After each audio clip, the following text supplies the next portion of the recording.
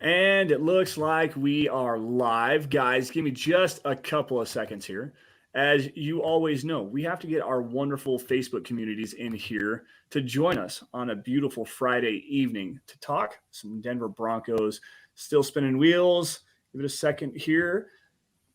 And we are good to go. Mile high. Hello to everybody in Broncos country. Welcome into another episode of the Dove Valley Deep Divers podcast. I am your host, Lance Sanderson, and joining me as per usual is my good friend and colleague.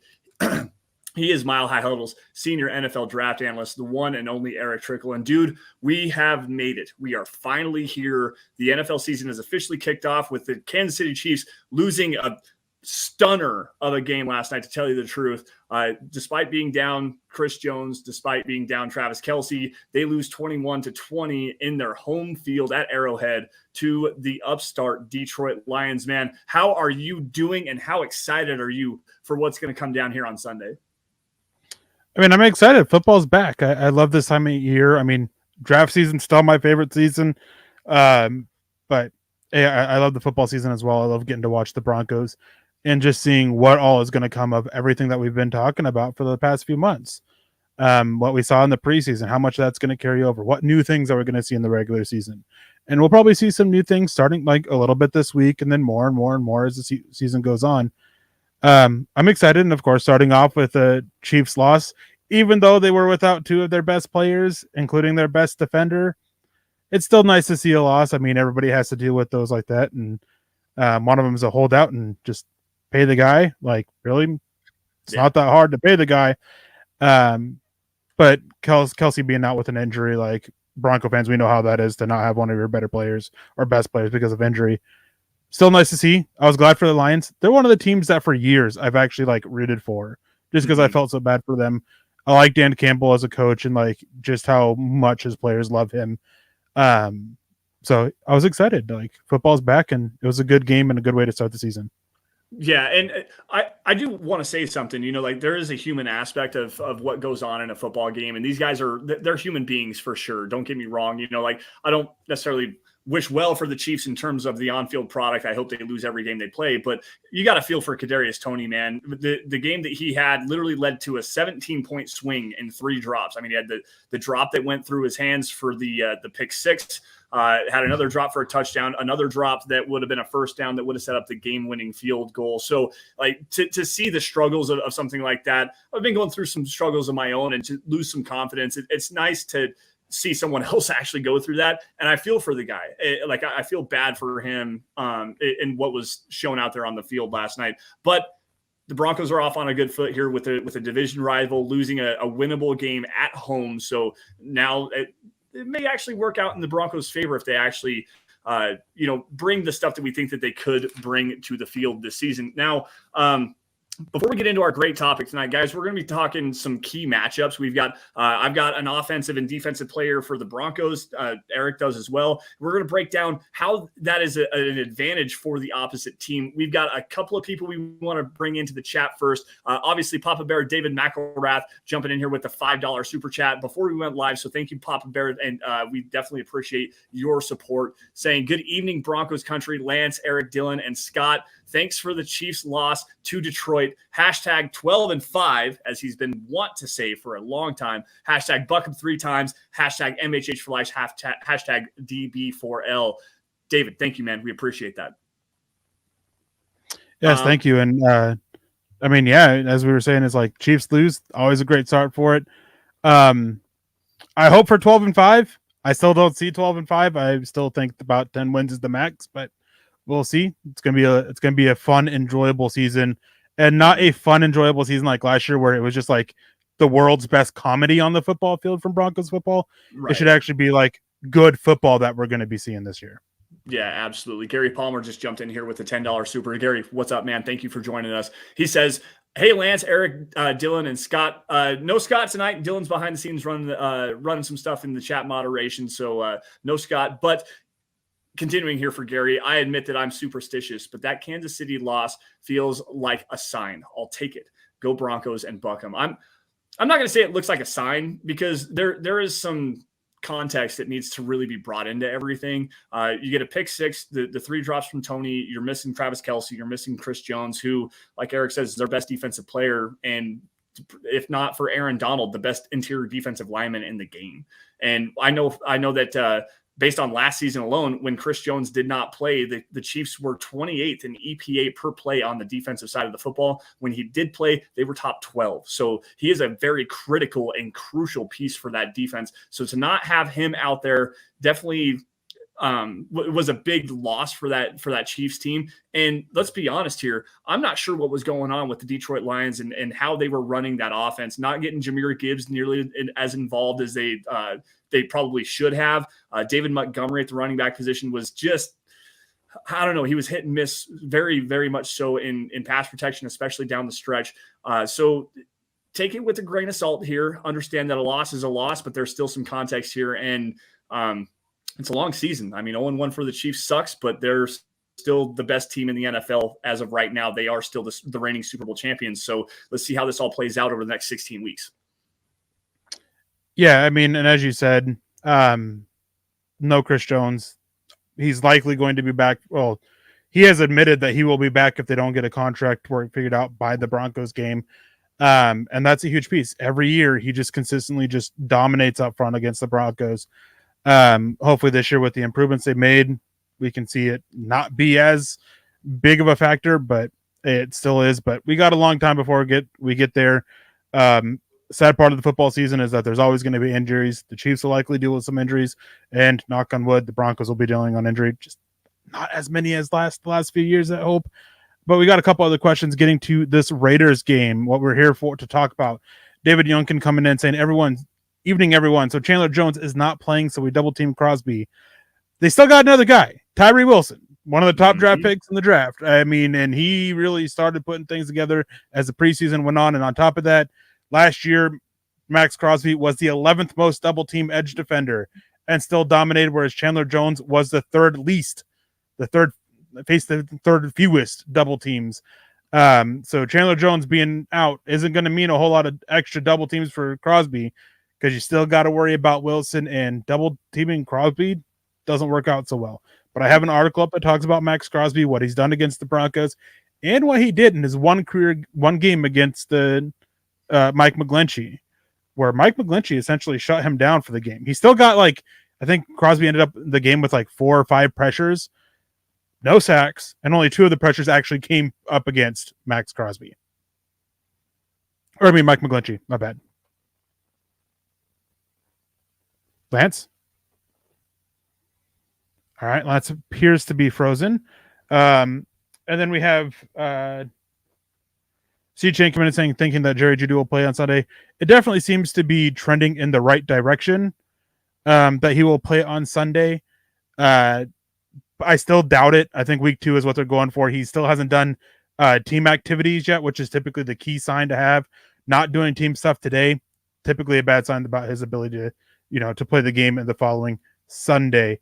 Let's see if there's any other comments here. Sorry, guys. I clearly was just by myself for now. Chiefs cheetah offensive line. They do. Actually, and this was a big thing that I noticed when I didn't watch the full game, but I watched a few things of it. And one of the things I always watch, no matter what team is playing, I always watch the offensive line play. The right tackle, Jawan Taylor, he never fully sets. And technically in the NFL, you're supposed to fully set. You can't keep moving, and he sits there and constantly rocks. I was surprised that the refs only called that once against him last night. You got to be set. You can't be sitting there rocking like Jawan Taylor is, and it's definitely an issue with that. Is there anybody in the secondary to worry about for the Raiders? Yeah, Nate Hobbs. This year, Nate Hobbs, he's going to be playing. They want to be playing him in the slot a lot more than on the boundary. And so that's going to be for an interesting, matchup there with mostly Marvin Mims. So probably go Brandon Johnson as the other boundary receiver, Marvin Mims inside when they go into 3 wide receiver sets. And then when they're not, Nate Hobbs, he's going to be playing on the boundary. Marcus Peters, he's been declining, but he's still a solid player there for them. He's not getting the interceptions like he was last year. Was definitely an off year from him. and cornerbacks, like typically when they start that decline, you don't see them typically spike back up. So they definitely have some guys there that they have to be a threat. Trayvon Moehrig, he's a pretty decent safety, though. We're going to see how he's going to see how he grows and develops as a safety entering year 2 or year 3. I can't remember off the top of my head, and I don't have my co-host here to give me the time to Google search that. Anyways, going on. I mean, our main topic tonight is going to be talking about what we see our favorable matchups for. Favorable matchups, unfortunately, for the Raiders facing off against the Broncos defense, or like what in this case, Hunter Renfrow. He has a very favorable matchup for the Raiders offense when it comes to facing Isang Basi in the slot. I mean, Hunter Renfrow last year, he barely played because of injury, and he's never really torn up the Broncos in 2 games in his 1,000-yard season back in 2021. He only had a total of like 78 yards, I think, against the Broncos between 2 games, catching 6 passes on 7 targets. But what he does as a receiver, where his best route running comes from, it's those crossers, it's those quick slants, it's the routes that Isang Basi has consistently struggled with. He did have a pretty solid preseason, got a couple of lucky interceptions of being in, and by lucky, I mean he's in the right place at the right time. But only one interception was a great play by him, and he was baiting a quarterback by giving up the underneath. It was good situational football on his part. He baited the quarterback, cheating his coverage against who he was actually supposed to cover in the flat, baited the quarterback to throw it a little bit deeper, and was able to jump the route and go pick the ball off.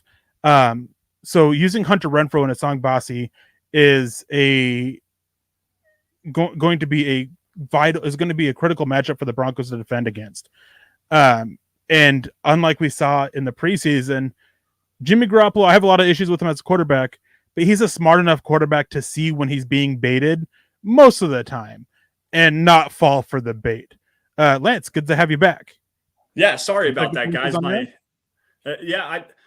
Internet just died for some reason. No idea what happened. Had to go reset the router and everything. I do apologize for that, everybody. That's a very unprofessional look on my end, and I do apologize for everybody here. Eric, technical mistakes happen. Technical issues happen. Yeah, it is what it is. So where were you at in our discussion here? I haven't obviously been able to hear what you were talking about. Where were we at? Talking about Hunter Renfrow against Basi. Okay. I'm going to let you counter about that. For me, that's, when looking at the Raiders offense, that's their most favorable matchup they have. Is there another favorable matchup that you think is more in their favor than that one? Well, more in favor than that, probably not. But the one that I really want to kind of highlight here is the issues that we saw with Pat Surtain against Davante Adams last season. And while the first game against the Raiders, Pat Surtain played a really, really nice game, Davante Adams tagged him in that second game, specifically on that late game. I believe it was an overtime touchdown pass that he caught, where it was like a pseudo crossing route. He broke it back off to the corner, wide open for a touchdown. It's Davante Adams, man. We're talking about a guy that's 400 yards away from having 10,000 career receiving yards, 10-year veteran in the NFL, arguably the best wide receiver in the NFL, a 3-time All-Pro member, a 6-time Pro Bowler, a guy that's led the league in touchdown receptions 2 different seasons. Like this is a Hall of Fame resume we're talking about here. And don't get me wrong, this is not to say anything bad against Pat Surtain by any stretch of the imagination, but you got to worry about Davante Adams every time that the Raiders are on the field. And it's Jimmy Garoppolo and not Derek Carr. We don't know what that dynamic looks like right now, but I would push back that the key matchup that you always have to watch is what Davante Adams does. Like I said, one of the top, if he's top 3 wide receiver in the NFL right now, and he's definitely not number 3. Yeah, I mean, I think that Davante Adams, he's going to get his. It's one of those things where you're not going to shut him down. You're not going to keep him to 0 catches on multiple targets. He's going to get his, but Patrick Surtain's going to get his too. Like, it's not going to be like, I don't think it's going to be a dominating game from Adams, but I don't think it's going to be a dominating from Pat Surtain. It's going to be an excellent battle to watch. It's definitely one of the best matchups in this game.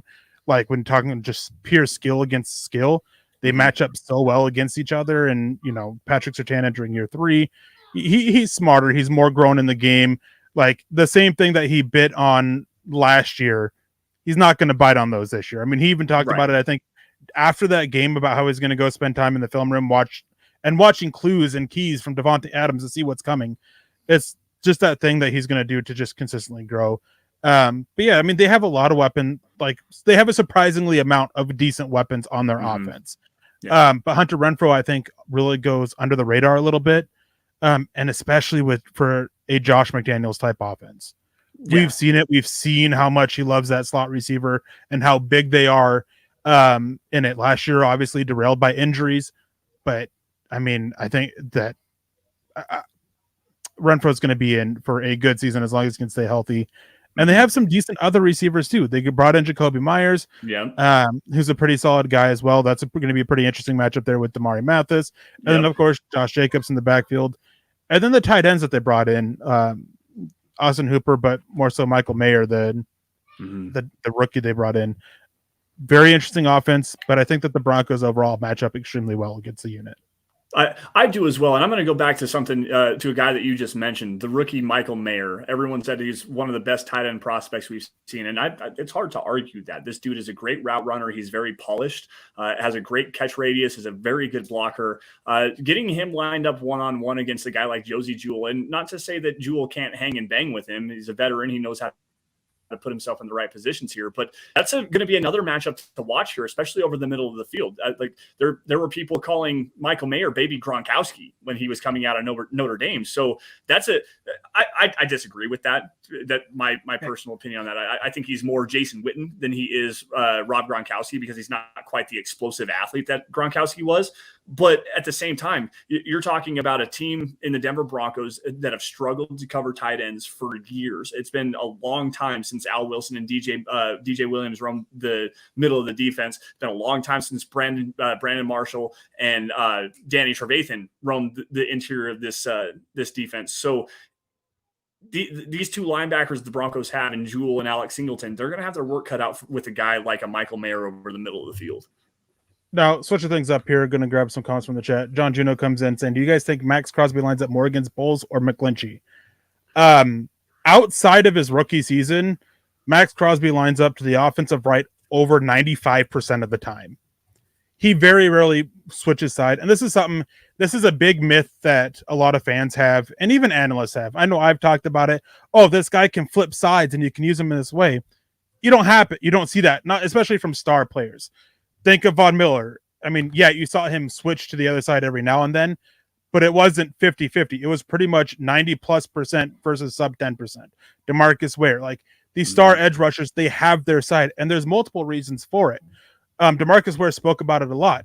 One thing that he would do is he would use a move, and this was a big one against Joe Staley. You know how he sold that out, he faked the spin and then cut back inside. He set that up by spinning a few times prior to that. They set up moves, and you can't set up moves if you're switching sides constantly.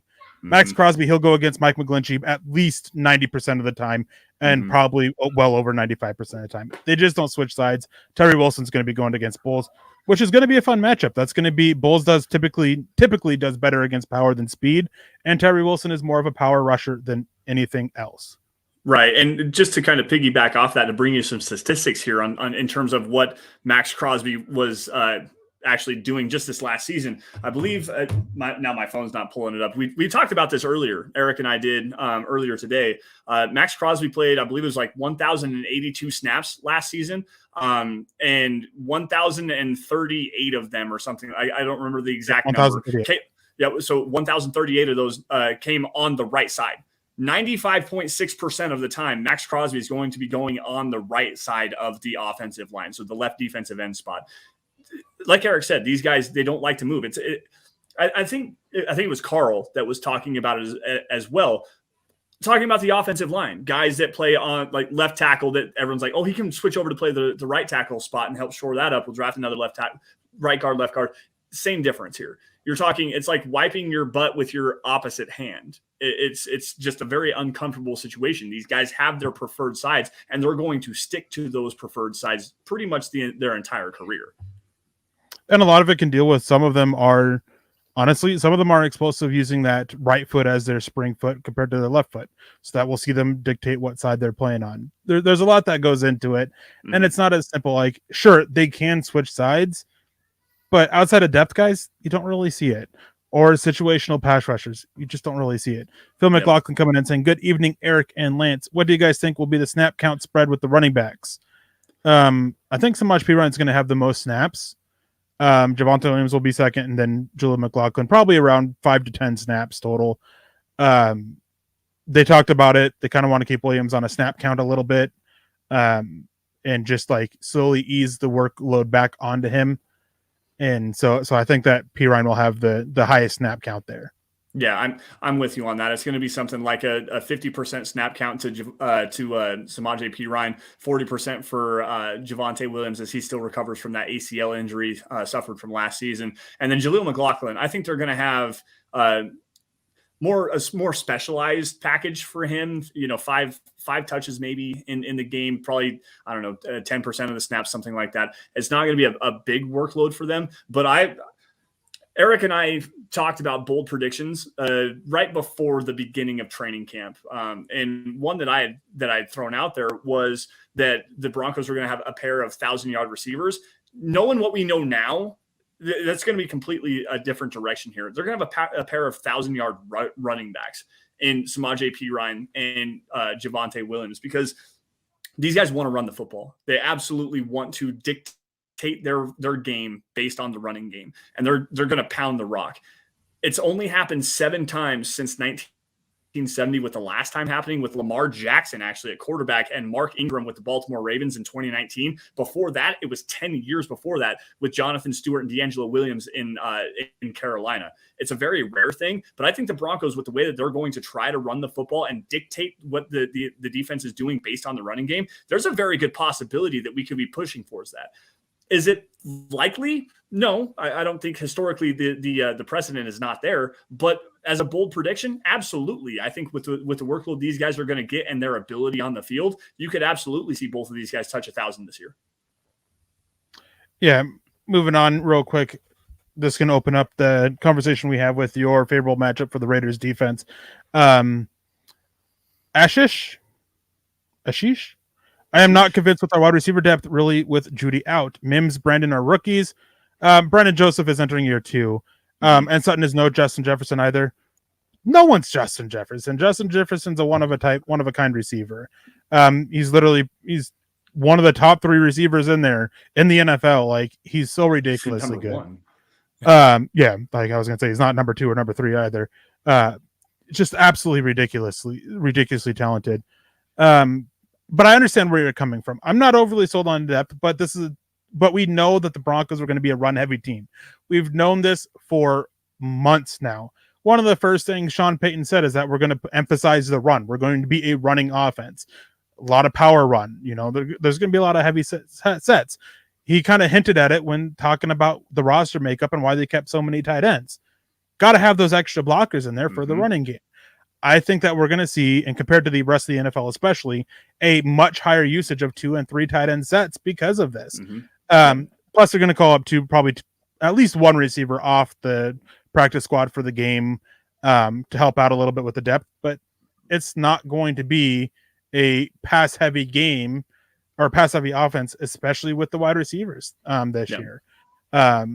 Never really was. I mean, that's why there was all that talk about Courtland Sutton being traded. They were having conversations about trading Sutton up until the moment Tim Patrick got hurt because of the way that they were planning for the offense. So I get where you're coming from. I'm not really sold on it, but the way this offense is should help cover up, the issues that they have with the depth. Yeah, absolutely. And last I knew, Jerry Jeudy was actually, I believe, I actually pulled that up just now. Let me get it back here again. He's listed as questionable. I don't know if he's actually going to play on Sunday, but being out there in practice last couple of days, according to Mike Kliss from 9 News, Denver Broncos insider, he said that Jerry Jeudy actually looked good, was in full pads there on Wednesday, I believe on Thursday as well. Running routes, was out there again today. So during the, but he hasn't been participating in team drills, right? And that's the thing. So we don't know exactly what his status is going to be, and we won't know that until about noon on Sunday. So kind of keep that in your hat. And this actually ties in so nicely with what I want to bring here for the favorable defensive matchup for the Las Vegas Raiders in Nate Hobbs versus Marvin Mims.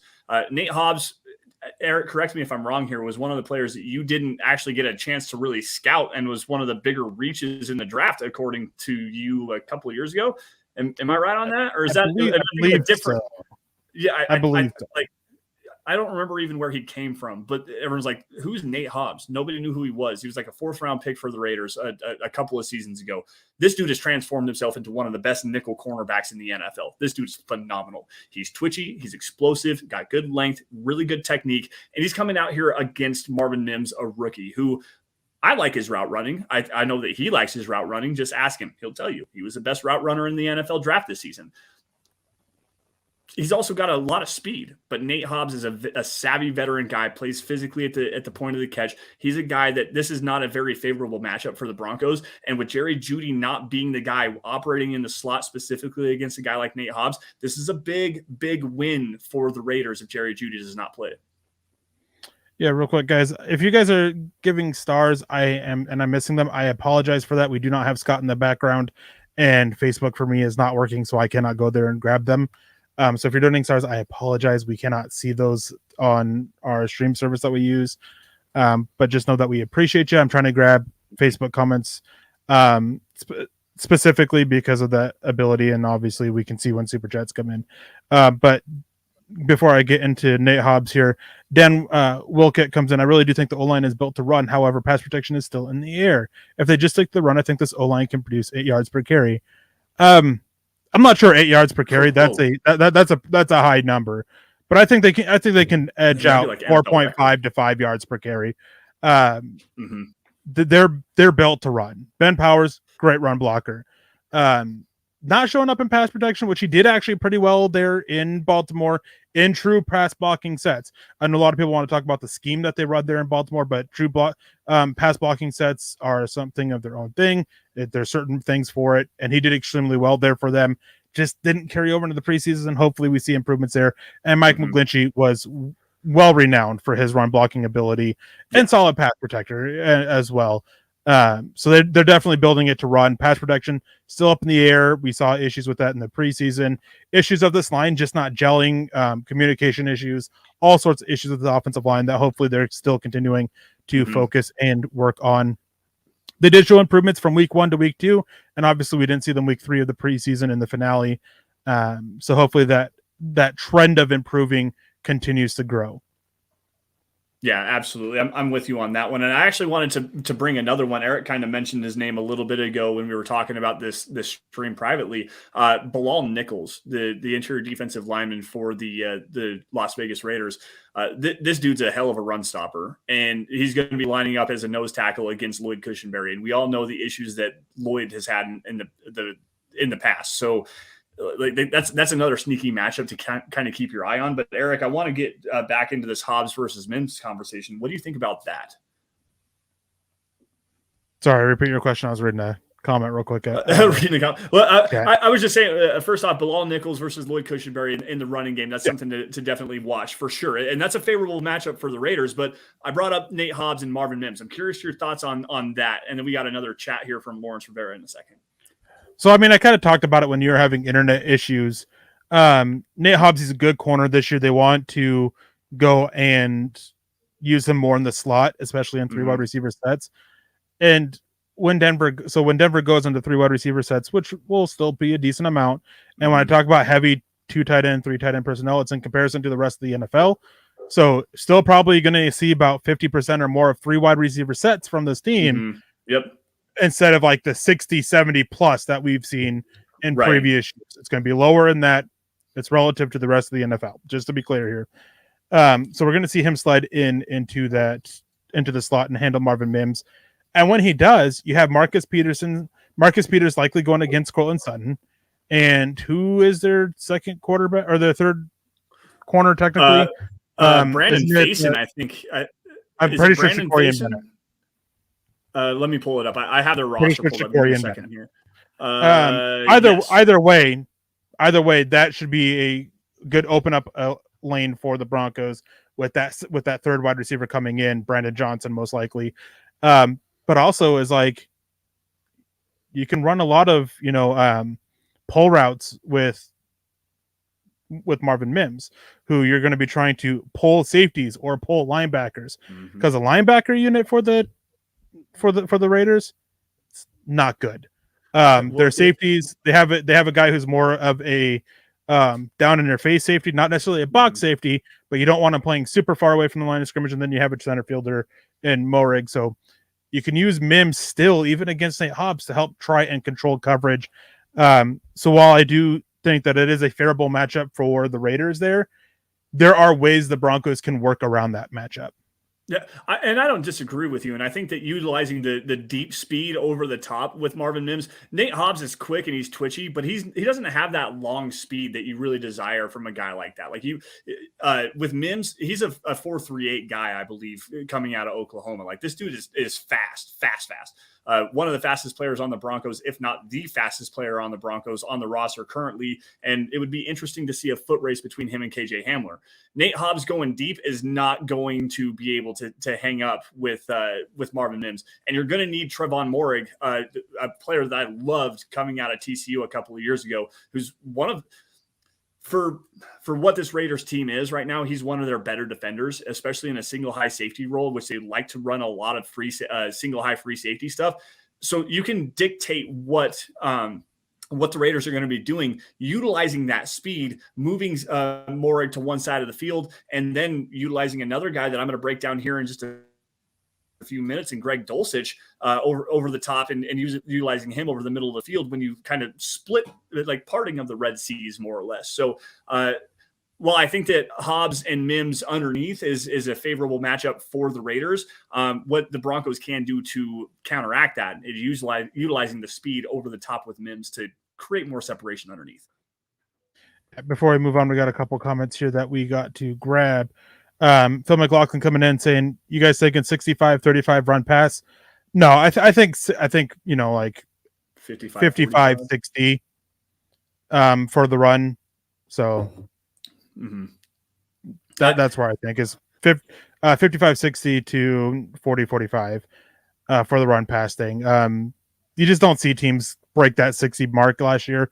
The teams that hit it that got closest last year were still at like 59% run.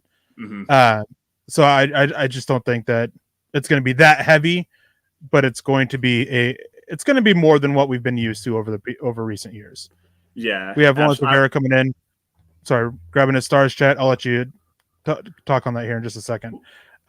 He says stars for his last comment as well, which is, what's up, Broncos country? It's chain snatching week. Who's got the most football to continue Aqib Talib tradition alive? I know that's not, the footballs aren't like that, but I just to be safe, we're not going to say what they actually are, but we can get away with it with footballs, right? Yeah, I think that'd be fine. Kareem Jackson, I think, could be not necessarily like physically taking somebody's chain, but setting the attitude on that defense. That's Kareem Jackson. That's one of the things that he can still do quite well. Yeah, absolutely. That's one of that's a big reason why he's still back. First off, he got a very team-friendly contract. It was a fourth-year qualifying offer. The Broncos, I believe, is like $1.5 million saved on the salary cap just for having him back on the roster. But that's your dog on this defense. It's hard to be a dog at 35 years old in the NFL, and he's obviously lost a step. But when you need somebody to go out there and be the enforcer, it's going to be Kareem Jackson. I want to throw out a sneaky shout here to DJ Jones, maybe. That dude is a monster on the inside, and he's always physical. He's constantly getting in everybody's faces. He's not like a guy to take it over the edge. He's not Aqib Talib. I don't think that there's really many players in the NFL that are Aqib Talib in terms of that. He's definitely not a Kareem Jackson either. But in terms of a guy that's going to go out there and rough some stuff up after the whistle's over, DJ Jones has been known to do that in his time in the NFL. So that might be a sneaky one to watch, to keep your eyes on. But I think that right now, with the way that this team is set up, with the leadership that they have, Justin Simmons being out there, obviously guys like Sean Payton, like the head coach, being out there and really kind of controlling everything. We saw a big hit against Cortland Sutton against the Rams in joint practices, and Sean Payton, rather than, like Nobody fought. It was like tempers flared and whatnot. Sean Payton stopped practice and went out and said, hey, that's not how we do things around here. We're not going to fight. We're going to practice the way we're supposed to practice. Everybody take care of each other, and let's just calm everything down. So I don't think that the Broncos are going to have that change snatcher mentality this year, just because the culture has changed so dramatically with Sean Payton's arrival. Yeah, I definitely agree there. She's coming in. My only optimism to win more games this season is Sean Payton as head coach. I'm not convinced with this O-line and overall depth. Bowles looks declined. Powers and McGlinchey pass pro looks questionable. What if opposing teams just load the box to stop the run and double team Sutton? Well, there's a lot to this, so I'm going to sit here and unpack it, and then I'll pass it off to you, Lance. Not convinced with this O-line. I'm not either. Like, it takes a lot for them to gel and everything like that. Powers really struggled in the preseason. McGlinchey got hurt in the preseason, and we didn't get to see him at all. And his history with in-pass protection hasn't been great. He allowed 6 sacks last year. Granted, 4 of them came in week 7 and 8. And I think his career average is allowing like 5 or just under 5 sacks a season. Powers, he did a lot better last year, and hopefully he can sit there and carry that over. Bowles looking declined. It's tough because he absolutely got thrashed against the Cardinals in the preseason opening, but he bounced back and he played a really good game against the 49ers when he was out there on the field. We got to see, he's got to play with consistency. That's the biggest thing with him.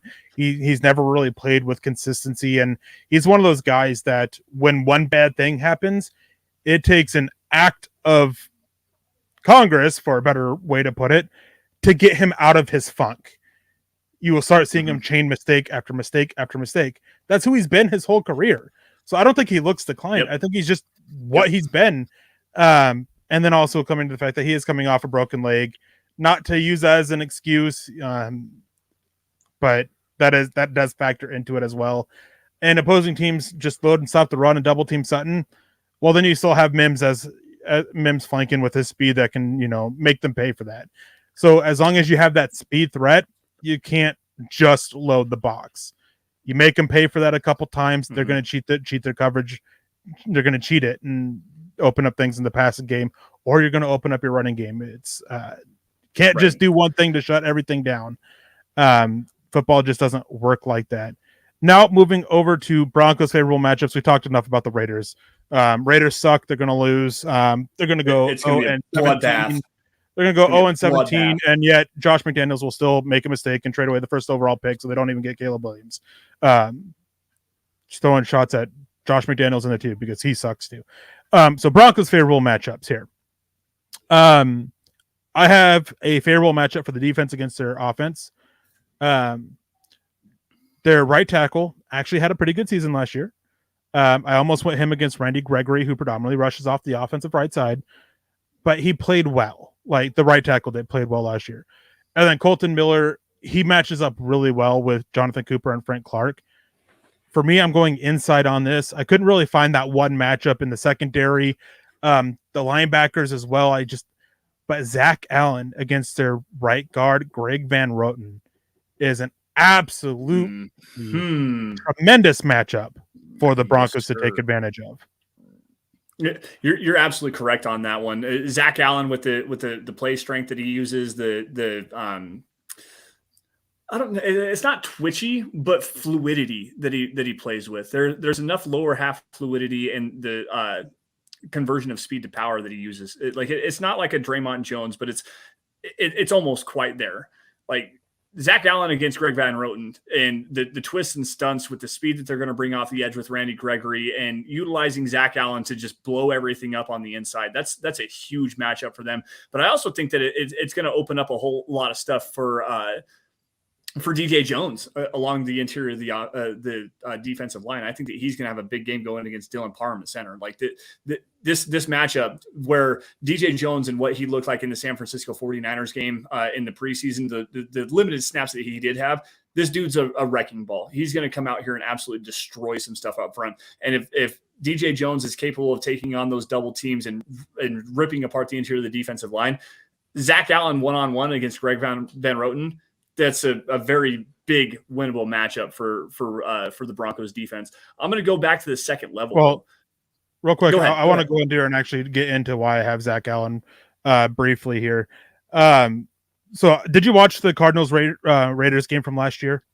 I did not actually. I did not. I watched the Colts game and the 49ers game from the preseason to get a look at a guy I want to talk about here in a minute. All right, real quick. It looks like we have some Raider fans that don't understand that. Like, obviously, I'm gonna crap on the Raiders. Can't stand them. Rivalries, part of the world. And then Patrick coming in saying aloha divers. Well, aloha to you as well, Patrick. Anyways, Zach Allen. When I watched that Raiders Cardinals game, Zach Allen probably played his best game all season. He seemed to have everything down with their blocking assignments. He absolutely killed it in the run game. He picked up like 5 or 6 pressures in that game, if I recall. Like, he absolutely killed it in that game. By far his best game of the season. And that was with a guy who I believe was a better right guard than Greg Van Roten is. Greg Van Roten, he's bounced around the NFL. He's allowed like I think 6 sacks in 2 years with the Jets, like 6 sacks in 2 years with the Panthers or something like that. Was just a spot player last year for the Buffalo Bills, playing like not even 300 pass blocking snaps and still allowed 10 pressures, which is a high rate. And he's just not that great of a run defender. So Zach Allen is in a perfect spot to take advantage of this.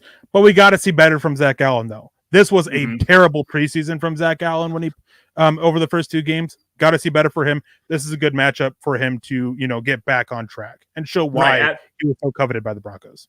Yeah, and so it's crazy because if you talk to anybody that was at practice, fans included, media members, they all lived like Zach Allen looks incredible going against this Broncos offensive line. He looks absolutely insane out there. But then he disappeared against the Cardinals and didn't play very much against the 49ers. And what he was out there, he was bullied around and pushed. Like it was not a great showing for him. So gives me some pause here on the Broncos interior of the offensive line and what Zach Allen brings to this team. But I think that I've got a better matchup here. And real quick, I gotta go ahead. Sorry to interrupt. I got a question here for you. So El Makalik. I'm terrible with names. I will say that every single time. El Mosalak, I think maybe. I'm not sure. First time in the chat though. That's a first time in the chat. And I gotta say, comment absolutely cracks me up. Best strategy is for our tackles to pull a Taylor and ignore the rules. Did you catch that with Jawan Taylor? I did. Oh my god, it was awful. Dude never said. You just sit there and rocks. Like that's breaking the rules. You can't sit there and rock. Your offensive he was never on the line of scrimmage. He was so far back. That's not as big of a deal. Like they're very lenient about that kind of stuff. But they're typically very enforcement of like, you got to come to a still. Otherwise, it's a false start. But no, he's just sitting there rocking the whole time, almost every single snap. Like, absolutely ridiculous. Like, and he had the quick leg kick, too. That right leg came off the ground way too fast, way too early, multiple different times. So he's rocking back and forth. And then he got I saw it a few times. And each time it was like, the timing was like perfect with the snap. But like, I only saw like maybe two or three of those plays in clips I watched. And to be fair here, it was a offensive line guy on Twitter who was specifically saying that these weren't false starts. So of course he's not going to pick the plays that would have been false starts to highlight there. Is it Jeff Schwartz? Was it Jeff Schwartz? No, he wasn't. He wasn't Thorny. Okay. I know he made some tweets about it, but he wasn't the one who had the video of it. Okay. I thought it was a false start every time he picked his leg up. I'm like, it might be perfect, but you're gonna get a flag every now and again. The counteraction here, real quick. Browning is on the PUP list. He will miss the first 4 weeks at least. Yes, that's an absolute fact. Quickly, just a one last little rebuttal on your key defensive matchup for the Broncos. It's going to be in an advantageous position for them. I think Justin Simmons versus Jimmy Garoppolo is going to prove some dividends this year. I especially this week. Jimmy Garoppolo over the middle of the field is fine, and he throws with good timing and everything like that. But Justin Simmons, with what he's able to do with his positioning and making plays on the football, he had 6 interceptions last year. Granted, a couple of them were probably pretty lucky, but this dude is one of the most savvy veterans at the safety position. If Jimmy G is going to work over the middle of the field like that and have those late throws that he likes to throw every now and again, this could be a big matchup for the Broncos with Justin Simmons maybe getting a pick here. I almost went Justin Simmons against Jimmy G, but Hunter Renfrow. Hunter Renfrow is going to be his best friend.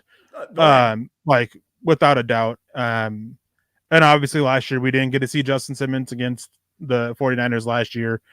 He was out with an injury for that game. But yeah, it's definitely a good point. I mean, he reads the play very well. He always gets into position so frequently to, pick off those passes and everything. I just think that Jimmy G, he's going to be playing a little bit safer, not so much challenging in the middle of the field, outside, like deep middle of the field, but he's going to be trying to take those like 6-7 yard passes and just, game manage essentially. Right. Well, I think that the big thing here is the crossing routes with Mayer. If Josh McDaniels brings that with his offense, like they did with Gronkowski in New England, where they run those not really deep crossers, but the shallow crossers, the 10 to 15 yard crossing routes, Justin Simmons is going to eat on that against Jimmy G because he doesn't force the ball into tight windows well enough. And there's going to be an interception. At least one time this season, Justin Simmons is going to pick off Jimmy G on that particular concept. I feel it in my bones, man. I really do. Well, I have in my bold prediction, which guys, it's up. All of the MHH predictions are up at milehighhuddle.com. Make sure you go check them out. In my prediction for the game, I do have the Jimmy G throwing 2 interceptions. Nice. There you go. I'm with it. And speaking of those bold predictions, guys, like Eric said, they are live. We're going to grab this last matchup that I have. Speaking of my bold prediction here, and this also ties into the bold predictions that we had coming into the beginning of the season, where Eric and I were practically in lockstep on this. Greg Dulcich is going to just absolutely hammer the Broncos this year in terms of receiving touchdowns. This dude is going to go off this year. He's going to lead the team in receiving touchdowns based on the usage of what Sean Payton likes to do with an athletic mismatch like that with Jimmy Graham over the course of his career. But this game against the Raiders is where it all starts because this Raiders linebacking core is absolutely garbage. And I did some film study earlier today, was watching specifically a player. He wears number 59, second year undrafted free agent out of Wake Forest. His name is Luke Masterson, and this dude is lost in coverage like you cannot believe. He bites on every play action fake, crashes down towards the line of scrimmage, opens up a lot of holes in the zones behind him. And if they get Greg Dulcich lined up in the slot and he's one-on-one against Luke Masterson, this is going to be a freaking track meet for Greg Dulcich in this game. I love this matchup for the Broncos offense. Absolutely love it. Yeah, I mean, it's a good matchup for them, and not even just against him, against all 3 of the linebackers that they have. Yep. Divine Diablo, he's just a big safety out there, but he's solid in coverage, but he's not great. His coverage usage was very limited last year. And then their other linebacker, Robert Spillane, he was not much better than Luke Masterson was last year. Luke Masterson allowed 20 catches on 22 targets. Robert Spillane allowed 42 on 50 targets for almost 500 yards and 3 touchdowns. Like it was, those linebackers are not good. They're opening themselves up. And like Adam Trotman, he's tight end 1, but we know what Greg Dulcich is as a player. And the biggest reason why Trotman's tight end 1 is because of his ability as a blocker. We're going to see Greg Dulcich in the slot a little bit. I would not be surprised at all. And this goes back to your Mims Hobbs comment earlier. I would not be surprised if we see Hobbs going up against Dulcich a little bit. Yeah. Just to try to limit him, because the Raiders cannot have one of those linebackers against Greg Dulcich.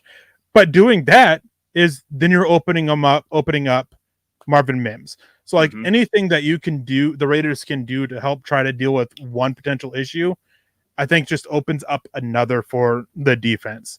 The offense is actually pretty decent. The offense should do all right. You got to slow down Josh Jacobs. Josh Jacobs, I've said this before, I'll say it again. He's 7-0 against the Broncos. He's been with the Raiders for 8 games, didn't play in one of them, which was the last Broncos win. So got to be able to slow him down. And but then you still have Devontae Adams and Hunter Renfrow. But at least in this case, the Broncos have better matchups for it than the Raiders do. Yes. Which is the big reason why I think that the Broncos walk out with this one and walk out with it pretty easily. Me too. I predicted a 27-19 victory, and I'm not going to spoil Eric's prediction here. Make sure you guys go and check that out at milehighhuddle.com. I do want to give one more point before we get here to Kevin over on Twitch. something that we watched last season, and specifically talking about Greg Dulcich and Marvin Mims and what the Broncos could potentially do with him. Last season, one of the biggest things that Nathaniel Hackett was able to actually do was utilize KJ Hamler and Greg Dulcich on the same side of the field, lined up next to each other, because the vertical stretching the field aspect of both of those players' games, the speed aspect, is opened up so much room for both of those guys to catch long passes. Go back to the Jacksonville Jaguars game. I wrote up a film breakdown on Greg Dulcich on that particular game, and that was one thing I noticed. Every time Dulcich was open down the field, KJ Hamler was lined up right next to him. So I think that the Broncos have a great mismatch opportunity here with Marvin Mims, who has that deep speed that you can line up next to Greg Dulcich. And the Broncos are only carrying 3 healthy wide receivers on the roster right now. Dulcich has to be a big focus in the passing game today, this week, which is why I think he's going to have a huge game against the Raiders. And as funny as this comment is, Kev, Tom McMahon last year, his Raiders special teams unit was actually like top 8 in the NFL. Unfortunately, after all the crap that we saw with the Broncos, something they did was right. And then Jesse Hilborn, I got to grab this comment because the memories of this one. Last year, when we played Jimmy G in the 49ers and he stepped out of the back of the end zone for a safety, wasn't the most aware quarterback in the game. Being at that game, at that end zone, was so awesome because that was the same play. He ended up throwing the ball up, and Bradley Chubb caught it and ran it in, and they were celebrating like literally like what felt like 15 feet away from me. Super awesome. One of my favorite memories in life that doesn't deal with family stuff.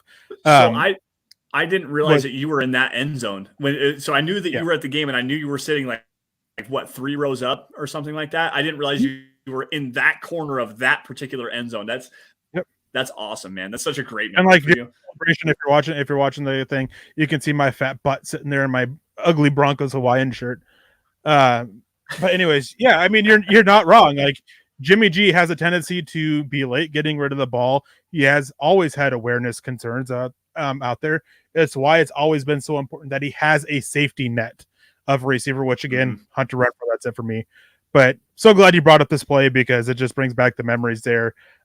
Same game where Jonas Griffith's cousin or brother came jumping down and knocked me over into the people in front of him because his brother got an interception and he was celebrating it. But yeah, it was fun to be at that game. Excited to be at the Packers game this year. But really, the worst thing is, go ahead, finish your thought. I just one last thing. Go ahead. I was gonna. Okay, so the unfortunate aspect about that play was while everyone was celebrating the touchdown in front of you and everything like that, the touchdown didn't count. That was a negative 4-point swing. It was a safety because you stepped out of the damn end zone. Sorry, wasn't that the play that Trent Williams got hurt on too?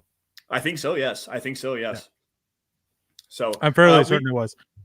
But guys, we still have a little bit of time, so if you guys have any burning questions, we do have one here from Troy Boer, our great friend. He says, "Hey guys, can't watch now, but wanted to support. Have a great show." Well, hopefully you guys, are able to listen back and all that later. Todd Ossendorf saying the 123. We have 147 people on our end and only 17 likes. It doesn't always update well for us on our end though. And then Savage Boy Kev coming in. Of course, there's a gif of this. My favorite memory from Eric, his reaction to Ayoma Uwazurika getting drafted just for him to disappoint. Hey, he started to put things together his last season, but dude was an idiot. Started betting on games that the Broncos are playing in. Like, I know there was that big thing we got in that heated discussion a few weeks ago. At that time, we didn't know he was betting specifically on Broncos games. It was just betting on NFL games. I do stand by the fact that he will get a chance with the Broncos next year.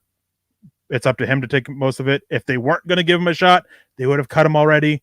But that's for another time, another place. Yep. Real quick before we get out of here, anybody in the chat who's planning on being at the meet and greet on October 22nd against the Green Bay Packers?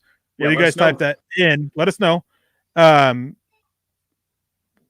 while we get into that, Lance, let's do this. One bold prediction for the Broncos defense against the Raiders this week. one bold prediction against the Raiders.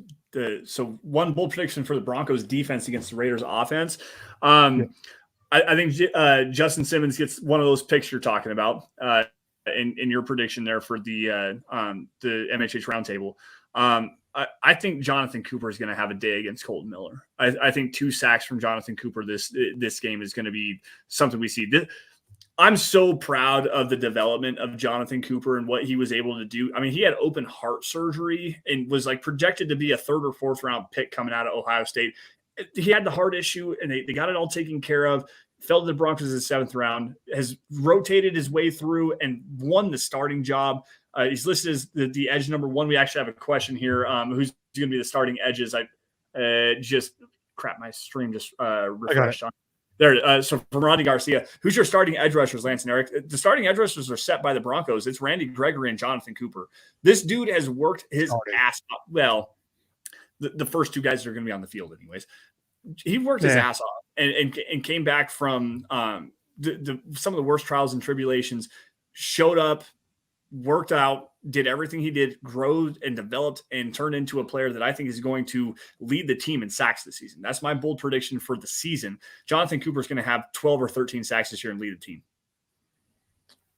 So what's your bold prediction for the Broncos offense against the Raiders defense? Broncos offense against the Raiders defense. Greg Dulcich, 2 touchdowns. That's my prediction for the MHH roundtable. It's up there again, milehighhuddle.com. Greg Dulcich is going to catch 2 touchdown passes against the Raiders, and the Broncos are going to win 27-19. All right. Well, Rodney Garcia is saying that he wants to go. There's still time if you can make it. I know that it's not, the most affordable thing for everybody to do, especially depending on where you live. Trust me, bringing me and my brother this year, the expense for that, as well as tickets for him, myself, and the ugly mug on the show with me. Gary Palmer, it's going to be good to see you there. It's going to be it's great to meet you last year. GLP. Patrick is saying that no meet and greet Disneyland vacay for my daughter. It's not that far, Good for you, dude. Not that far to, go from Los Angeles to Denver. Just saying. So which one is enjoy which? Disneyland. Disneyland's in LA and Disney World's in Orlando, or is it the other way around? That's the way. Okay. Disneyland's in LA, Disney World's in Orlando. Man, have a great time. That's one of the things that my wife and I are looking at doing in the next few years with our daughter. We want her to be old enough to where she'll for sure remember it, but not old enough to where she's going to hate it, spending time with her parents. So still have a few more years for that.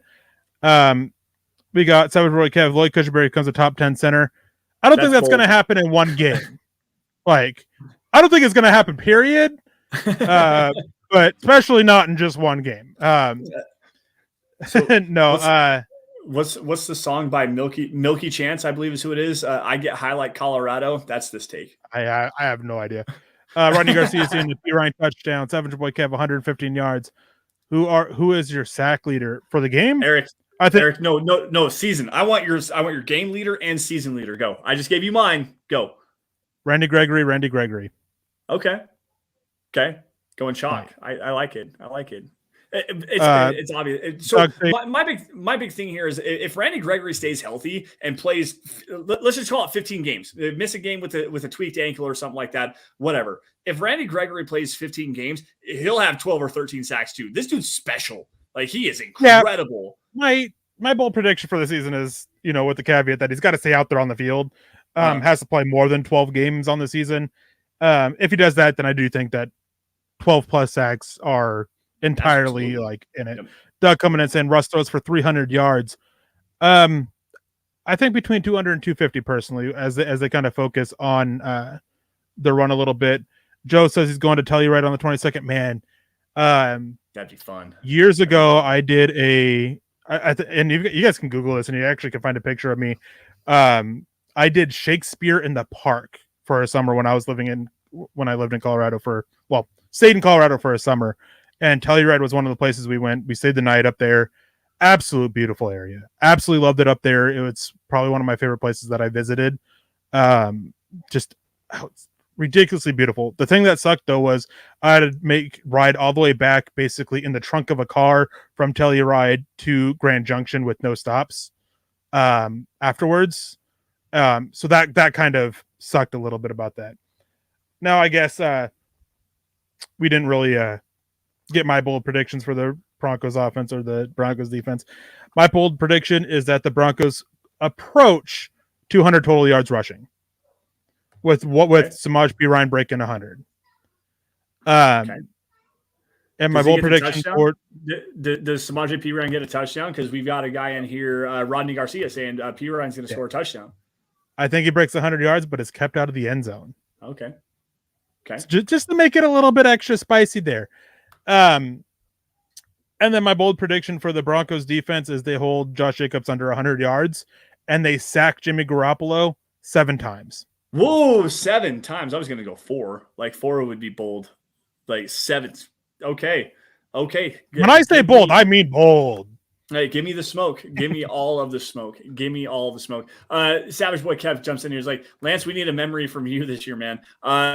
The Marvin Mims pick. Go back and check that out. When the Broncos selected Marvin Mims, I wasn't quite as excited as Eric, but I was like, yes, let's go. I was excited about that.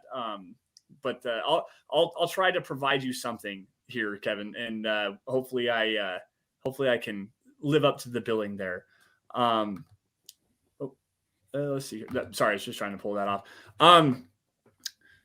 Eric, I said I wasn't going to. You know what? Never mind. I'm not going to do it. I was going to say, what was your score prediction? Go check it out, guys. Go check out our article. Everybody's thoughts is up there. The entire staff has their bold predictions and score predictions for Denver wins by 21 points. I won't give the exact score, but I'll say I have them winning by 21 points. Okay. All right. Is there anything else that we want to grab here, or we're at our time? We got to get out of here. You know, we're going to lose Facebook here shortly. It's been a fun show. Thank you guys for the chat. We appreciate you guys every week and joining us and listening to us bicker and me complain and yell and all that fun stuff. Well, thank you for running the show solo there for a few minutes and holding down the fort as I had the. You owe me big time for that. I do apologize for that. I know, especially after what happened. I'm not going to give the full details of that, but especially after what happened to me a few days ago. Anyways, guys, it's been great to get back out here and to talk some Broncos football with you, boost my confidence up a little bit. Thank you all for joining us here on a wonderful Friday evening for Dove Valley Deep Divers podcast. You all can find us on Twitter by following me, first off, at Lance S_MHH, and for Eric at Erick Trickel. Notice the CK in Eric and the EL in Trickel. Also, guys, while you're at it, please follow at Mile High Huddle, where you guys get breaking news and analysis regarding your Denver Broncos. Everything that goes up at milehighhuddle.com goes onto this Twitter handle as well. So you get the film breakdowns, opinion articles, anything that you can want to potentially have for your Denver Broncos content. You can find it there at Mile High Huddle. Facebook supporters, please go over to facebook.com/Mile High Huddle Pod. That's the podcast account on Facebook where you just join up with everybody in the community. It's a great way to have conversations. I know we're in and out of there as well. It's a great place, a great community to be a part of, and just get your Broncos takes out there and continue the conversation. Guys, if you're not financially able to do so in terms of supporting the show, like super chat, stars, donations on Facebook, or even hitting the merch tent at mhhmerch.com, please, the 3 things that everybody should be doing now, we've been preaching it for years and years and years. Subscribe to Mile High Huddle across all of your social media platforms, and especially where you guys get your podcasts, whether it's YouTube, Facebook, Twitter, Twitch, Apple Podcasts, doesn't matter. Subscribe to Mile High Huddle. It's a great way to support us. Like every video and article you guys see across all social media platforms. And if you love it, please share it in front of as many Broncos fans, all your family and friends as possible, because without your guys' support, we couldn't do what we do best, which is cover your Denver Broncos. Now, Eric, I know we just said we got to get out of here, but I want your last thoughts, man. Any last words? Yeah, hope you guys have a wonderful weekend. Hope the Broncos win. I hope everybody enjoys the game. And of course, stay safe. Don't drink and drive, especially, go leaving from the game and everything like that. Be smart, be responsible, enjoy the game, have a good time. And let's be back here, a week from now so we can celebrate the Broncos win. Yeah, absolutely. Broncos win against Raiders and then break down the Broncos game against the Washington Commanders. Also, go see you. Go see you. Go see you. The Buffs play Nebraska tomorrow. See the Colorado Buffaloes. Come on, man, dude. So I wanted to put this in here earlier, but if you're a Broncos fan living in the Denver area, you're probably going to be a fan of the Colorado Buffaloes, one of the most hyped up programs that we've seen in a long time with Deion Sanders at the head coach. I'm intrigued. I'm slowly becoming a CU fan myself, living in Wyoming. But go CU tomorrow. Big fight against the Nebraska Cornhuskers. Going to be the most watched game on Saturday, I guarantee you. But anyways, thank you all for joining us. We appreciate you for being here. You all stay safe and take care. Have a great rest of your weekend. And as always, go Broncos. We will see you guys same time, same place next week.